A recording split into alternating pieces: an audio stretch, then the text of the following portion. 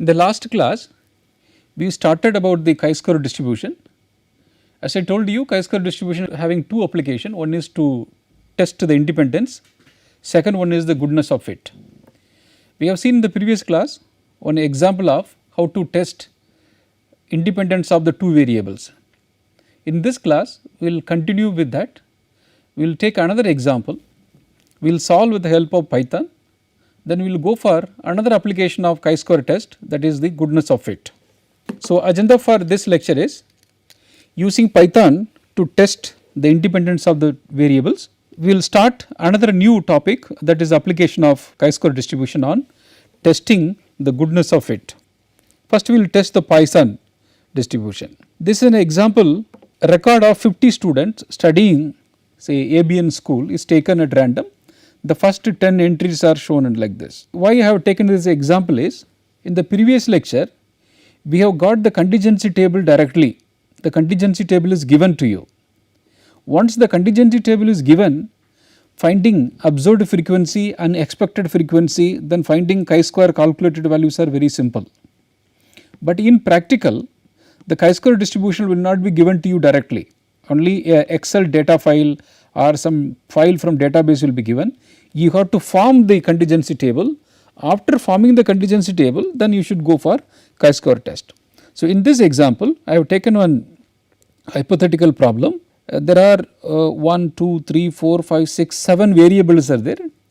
The first variable is academic ability AA, second variable is parent education, the third variable is student motivation, the fourth variable is advisor evaluation, the next variable is religion, next variable is gender, the last variable is community type. This data set is to identify what are the variables that affect academic performance of a candidate. So, here the academic ability is nothing but a test conducted for out of 100 marks. So, this is marks obtained by the candidates. Only I have shown only 10 data set, like that there are 50 data set is there, that I will show you when I am showing the Python demo. The first one is the marks obtained by a student, that is called academic ability. So, that is higher the marks, higher the academic ability. The next variable is the parent education. The question is asked to the parent, how many years you spend on the schooling. Generally, parent education is a categorical variable, but instead of capturing categorical variable, we have got that variable in the form of interval, kind of a continuous variable. What we have asked to the parent, that how many years you have spent in the schooling, say 5 years, 6 years and so on. So, now the parent education will become a continuous variable. Then student motivation, we have asked the student, suppose if you want to study, if you want to get more marks, are you willing to spend extra time for the study? 1 means no, 0 means not decided, 2 mean yes. Advisor evaluation, advisor is like kind of a faculty advisor. That faculty advisor can say whether this fellow will pass in the examination or he will do good performance in the examination. 1 means will not do, 0 means not decided, 2 means he will do the good performance in the examination. Then R is the religion. There are 3 categories of the religion, 0, 1, 2. This is the explanation of the variables. For example, as I told you, the first column is RES, respondent underscore number, kind of a registration number. AA is academic ability, P is a parent education, SM is a student motivation, R is the religion, G is the gender. I have brought the screenshot of Python. We have imported pandas and numpy, then we imported the data set. So, this was the data set. You can see that there are different variables, academic ability, parent education, student motivation, advisor evaluation, religion and gender. So, I have imported the data set, the data which I have stored in this file name academicability.data.csv file. So, this was the output of the data. Now, we are going to have the hypothesis, test the hypothesis that the gender and student motivations are independent. Now, we are going to see, is there any connection between the level of motivation and their gender. In many cases, we presume that the girl students are highly motivated than the boy students. It is a perception that we will test it whether is there any connection between gender and the motivations. So, the null hypothesis is that the gender and student motivations are independent. Alternate hypothesis is it is not independent. The hypothesis which we are going to test is gender and student motivations are independent. That is our null hypothesis. This is a very important command for forming our contingency table. Otherwise, call it as a cross table between gender and student motivation. So, you see that pd dot pivot underscore table, the file name ACAD, G is the gender, SM student motivation, index G should appear in row, column should be the SM. So, aggregate function is length. So, after you run this, we are getting a contingency table. In contingency table, here what is there? It is the gender. So, in column it is a student motivation. The previous table which are shown in here, just I have wrote in the presentation. In the rows, say 0 means it is a male, 1 means it is a female, that is a code which I have used for gender. The student motivation, there are 3 levels, one is 0 disagree. The question which I have asked is, are you willing to spend extra time for getting more marks? 0 disagree, 1 not decided, 2 agree. So, I have seen the row sum, there are 29 male students, there are 21 female students. So, 0 people, 14 students have told that they will not spend extra time, 22 people have decided that told that they have not decided whether they should spend extra time to study or not. So, 14 people have agreed that they will study, they will spend extra time. Now, you see that in row there is a one variable, in column there is another variable. The null hypothesis is the gender and the student motivations are independent. We know that the cell, the 10, 13, 6 represents the observed frequency. Now, we have to find out the expected frequency for each cell. The expected frequency is, as I told you in the previous class, that row total multiplied by column total divided by overall. So, either see previous one 29 multiplied by 14 divided by 50. So, this 8.12 is the expected frequency. Similarly, for this also we got 12.76, 8.12, 5.88, 9.24, 5.88. One important assumption that the value of the expected frequency should be more than 5. In all the cells the expected frequency is more than 5, then we can continue for our calculation. So, I have wrote FO represents observed frequency, FE represents expected frequency. So, for each cell we know that what is the observed frequency and expected frequency. Now, we have to go for chi-square calculation. We have seen that formula, chi-square is calculated value is nothing but observed frequency minus expected frequency whole square divided by expected frequency. So, when I go back, the first cell observed frequency is 10 minus 8.12 whole square divided by 8.12, we will get 0.435. Like this, when you do for all the cells and sum it, the calculated chi-square value is 2.365. This Python code shows chi-square calculated values. For that purpose, we have to import chi-square underscore contingency. You see that chi-square comma p comma degrees of freedom comma tbl equal to chi-square underscore contingency, the observed values. Then when you type chi-square, we are getting 2.364, the p value is 0.30. Since the p value is more than 0.05, we have to accept null hypothesis. When we say accept null hypothesis, we are concluding that the gender and the level of motivations are independent. Then you can get the degrees of freedom value also. As I told you, the degrees of freedom is number of row minus 1, 2 minus 1. There are 3 columns, 3 minus 1 is 2, that is a 2 value. This is the degrees of freedom. Then This is contingency table where you can get the expected frequency. When you type TBL, you can get the expected frequency. You see that the 8.12, this was the, you will go back, see 8.12, 12.76, 8.12, that value which we got it manually, we can directly get with the help of Python. So far I have shown the screenshot of our Python programming and explained how to form a contingency table, then how to do the chi-square test. Now I will go to Python prompt, there I will explain how to import the data and how to do the chi-square test. I am going to explain how to form a contingency table from the Excel file, then doing the chi-square test. Import pandas as PD, import numpy as NP. I have imported, I have stored my data set in the file name called acad.xlsx. So first I have to run the pandas, yes. Now let us see what is the data set.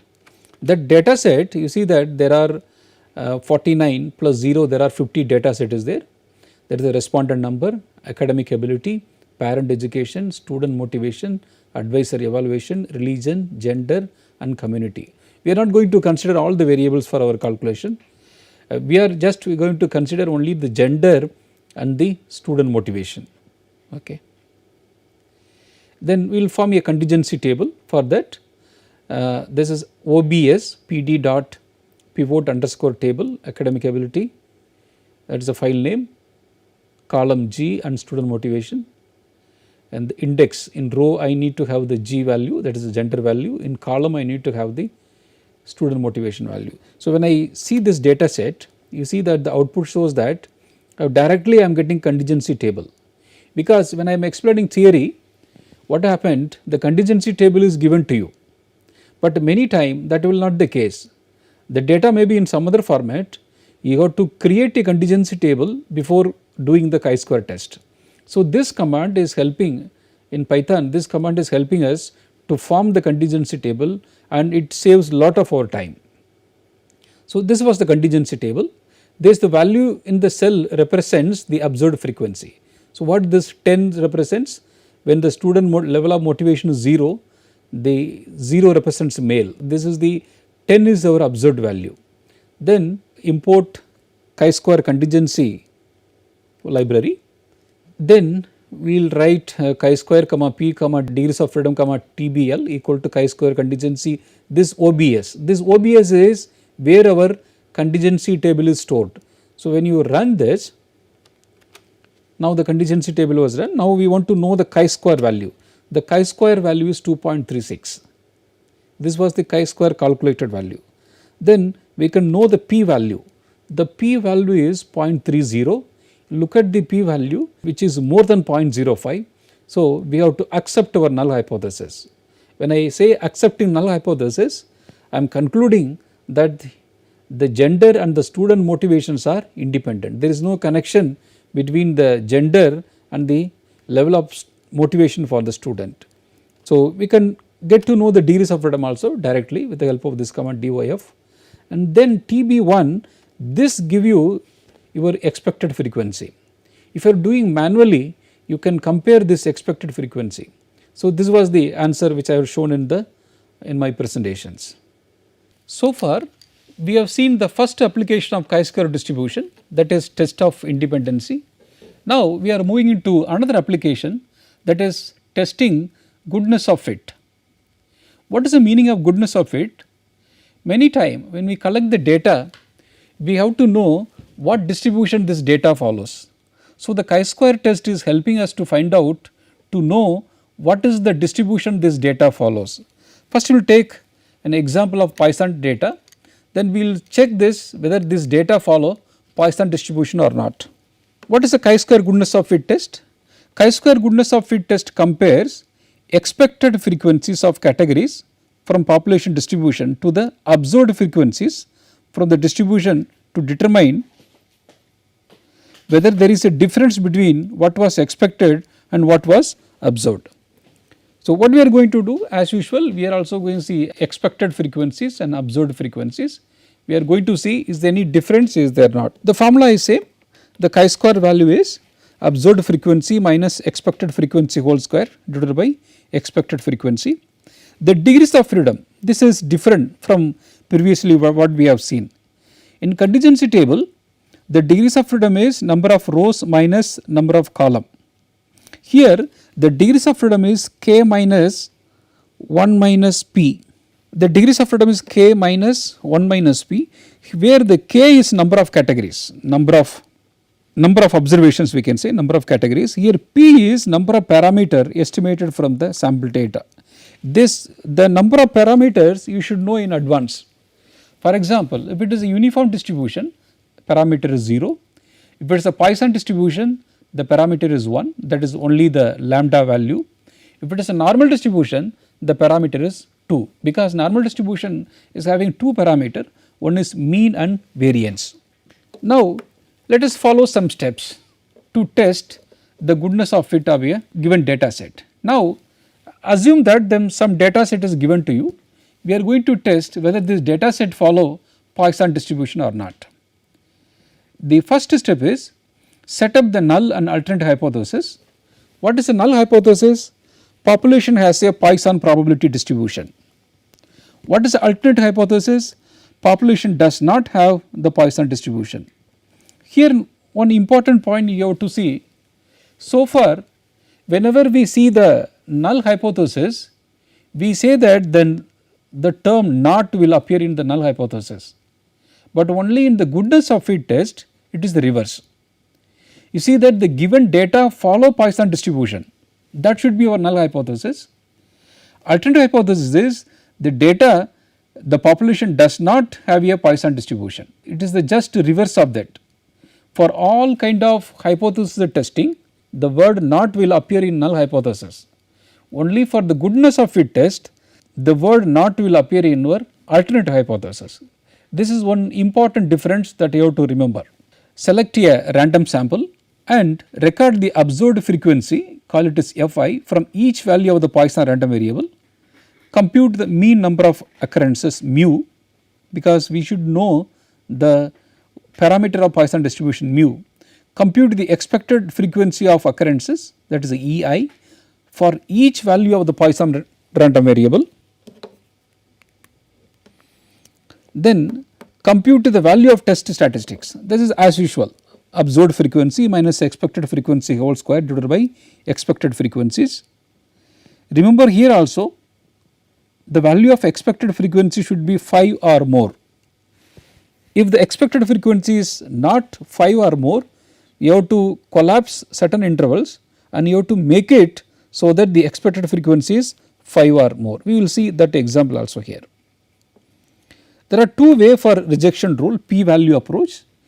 Reject H naught if the p value is less than or equal to alpha.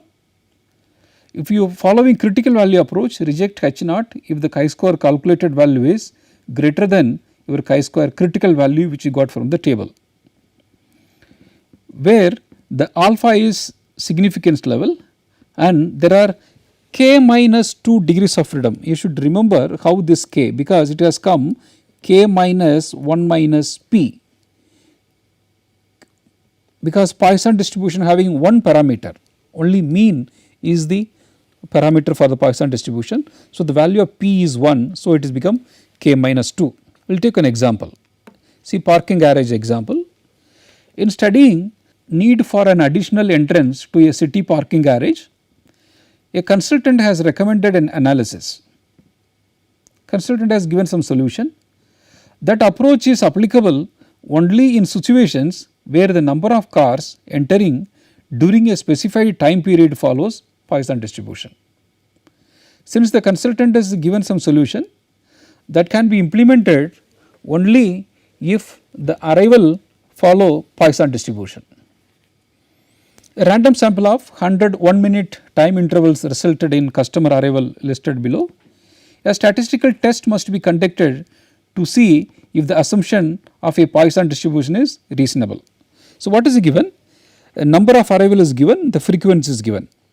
So 0 arrival, the frequency is 0, 1 arrival, the frequency is 1, 2 arrival, the frequency is 4, 3 arrival, frequency is 10, like that up to 12 arrivals is given.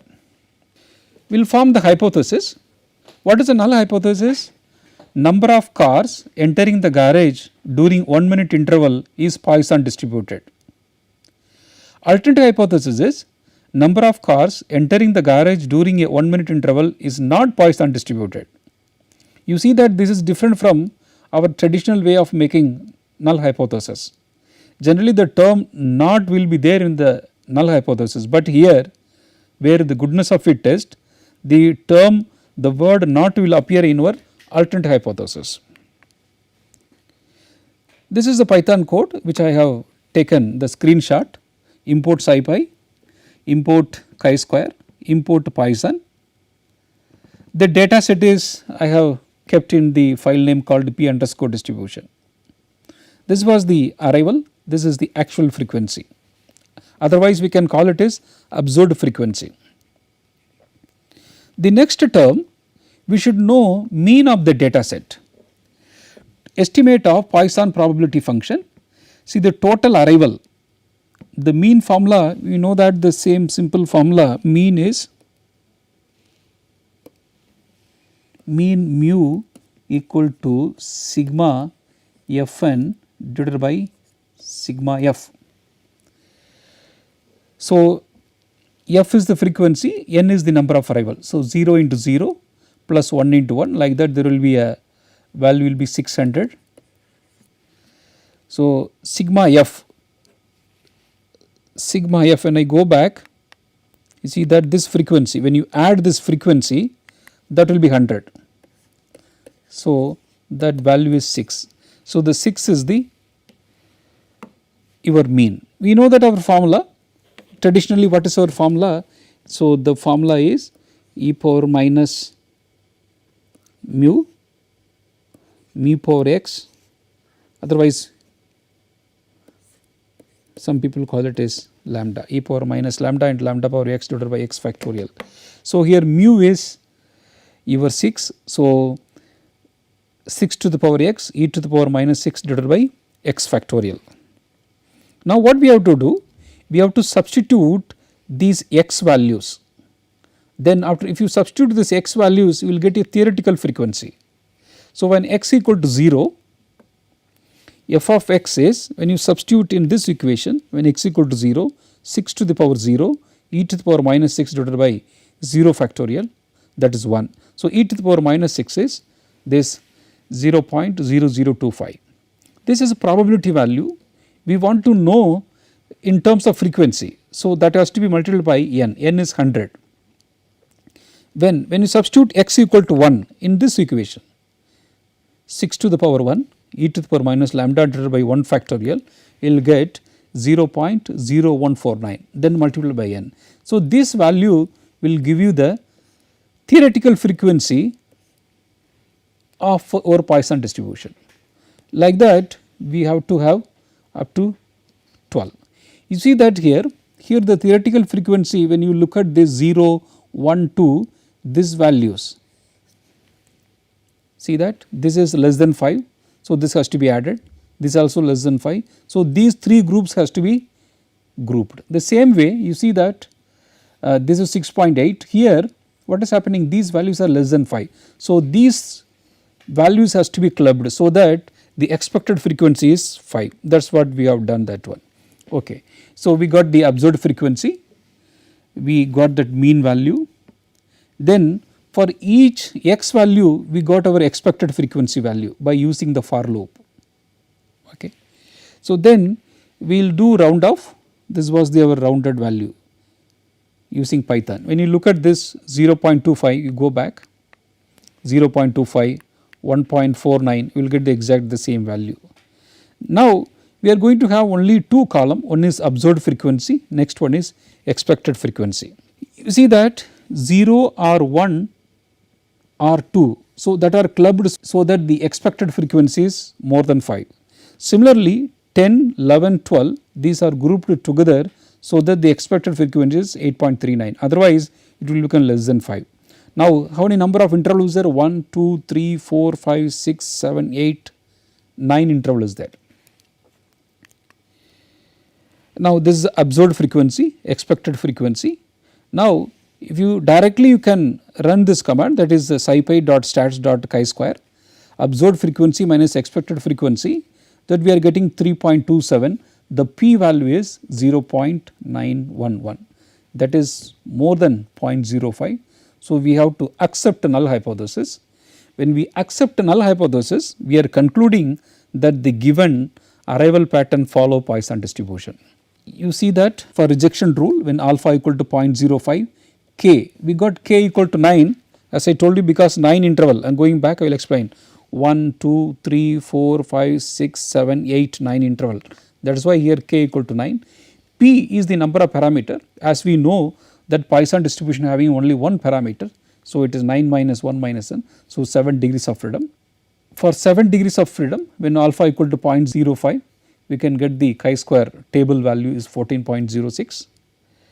See, when you look at the chi-square calculated values, it is 3.268. So, this value will lie on the acceptance side. So, we have to accept, because the chi-square distribution will be like this. So, this is 14.067, your 3.268 will be here, it will be lying on the acceptance side. See, we have to accept a null hypothesis. The same thing, we are 0.95, 7. So, the chi-square calculated value is 14.06, see that 14.06, but not calculated value, the chi-square table value is 14.06, but our calculated value is 3.268. So, it is lying on the acceptance side, do not reject null hypothesis, then we will conclude that the arrival pattern follow Poisson distribution. In this class, I have explained how to form a contingency table. After forming contingency table, how to do the chi-square test with the help of Python. The next topic which I have started, testing goodness of fit. Suppose if some data set is given, if we want to test what distribution it follows. I have taken some data set, then I have tested whether this data set follow Poisson distribution or not. I have explained the Python screenshot. The next class, I will run the Python code for testing Poisson distribution for given data set, and I will explain how to test goodness of fit for uniform distribution and normal distribution. That we will see in the next class. Thank you.